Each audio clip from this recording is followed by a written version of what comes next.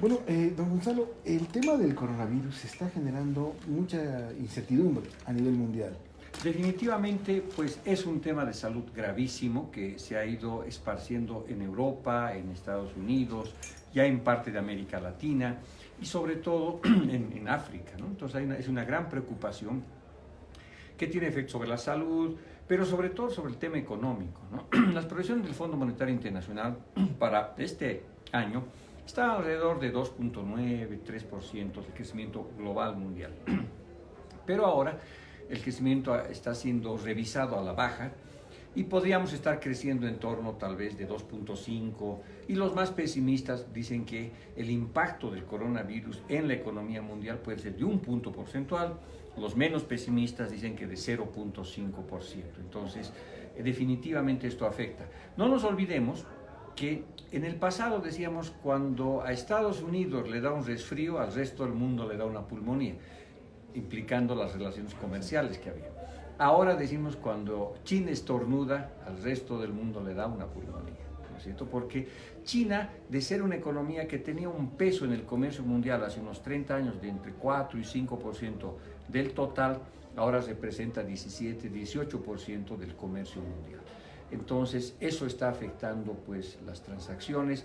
De hecho, el propio Fondo Monetario Internacional y la OECD también han revisado la tasa de crecimiento de los chinos. Los chinos hace 5 años crecían al 13%, en los últimos años han estado creciendo entre 6 y 7%, y ahora se está reduciendo el crecimiento por causa del coronavirus alrededor de 5,6, 5,9%. Entonces, tiene un efecto complejo sobre la economía mundial y además esto implica también mayor gasto en salud de parte de todos los países, ¿no? Que están destinando más a prevención.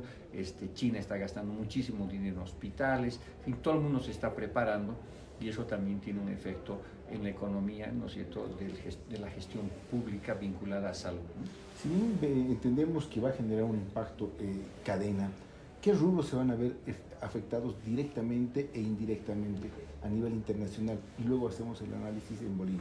Bueno, a nivel internacional el principal rubro sin duda alguna es turismo, ¿no? Es decir, no solamente de chinos, que son muchos que salen a hacer turismo al mundo, sino también de los propios, digamos, países que hay turismo interno. Por ejemplo, ya partidos de la Champions League en Europa están siendo jugados sin espectadores, se están suspendiendo eventos culturales, conciertos, en fin, y eso tiene un efecto del ciclo digamos, del turismo, de la gastronomía, o sea, de las actividades vinculadas a donde hay muchísima gente. Entonces, el principal rubro definitivamente es turismo, pero también en términos de comercio, de expectativas, las empresas que venden.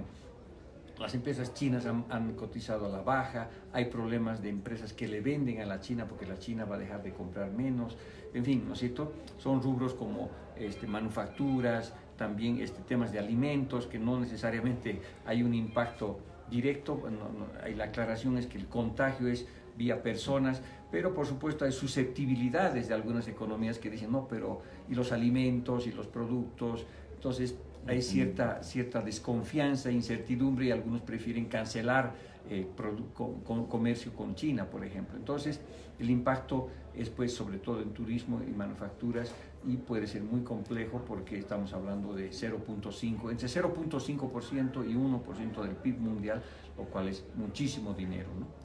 En el tema de líneas aéreas, el transporte también, todo, digamos, se va a ver restringido, ¿no? O sea, con el turismo toda la cadena, ¿no es cierto? Toda la cadena que tiene que ver con alimentación, con paseos, con reuniones, con seminarios, con talleres, con eventos deportivos, con conferencias, obviamente las líneas aéreas van a vender menos pasajes porque la gente ya no quiere ir a los lugares. Italia, por ejemplo, donde hay un surto muy fuerte, o hay alguna gente en la China, en fin, ¿no es cierto?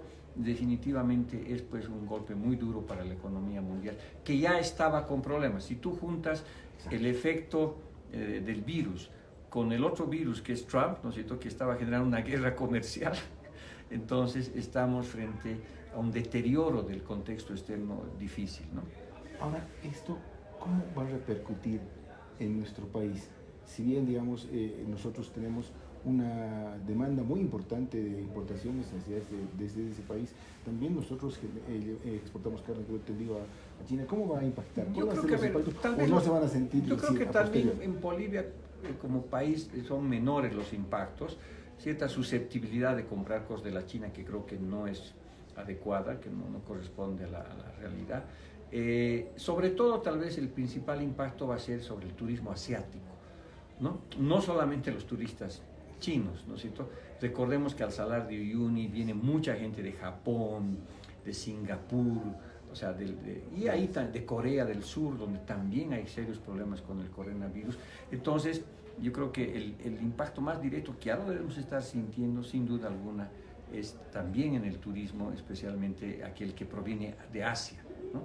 Y probablemente también las economías como Brasil, como Argentina, se van a desacelerar y eso puede tener un impacto en la compra de algunos bienes y servicios que exporta Bolivia. O sea, porque en general el impacto va a ser más indirecto y no totalmente. El directo viene, pues, sin duda alguna, con tema turístico, pero los indirectos vienen por importación de manufacturas, sensibilidad de gente que no quiera comprar productos chinos porque sospechan que puede haber algún tipo de contagio, que, insisto, por la información que se tiene, no tiene nada que ver, digamos, comprar un producto chino con el tema este, ¿no?